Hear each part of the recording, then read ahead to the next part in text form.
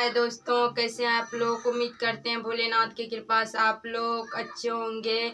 तो देखिए, आप लोग को मेरा गाना प्लीज़ अच्छा लगेगा तो आप लोग कमेंट और सब्सक्राइब जरूर कीजिए। और आप लोग को हम सुना रहे हैं एक तो बहुत अच्छा चहट पहट गीत, तो आप लोग इस चैनल पे बने रहिए।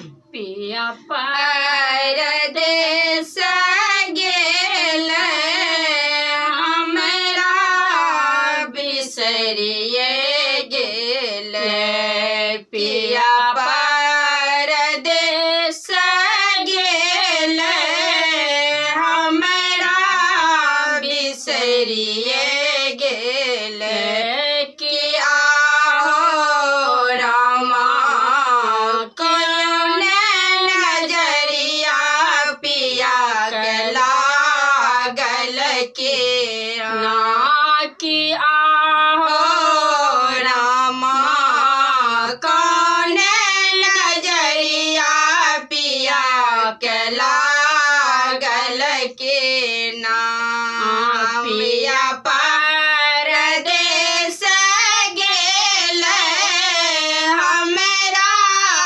बिसरिए गेल, पिया परदेस गेल हमरा बिसरिए गेल, कि आहो रामा कौन नजरिया पिया के लागल के ना, कि आहो रामा कौन नजरिया पिया के लागल के ना, सासो हमर चरमा जहर के पुरिया रामा, सासो हमर चरमा जहर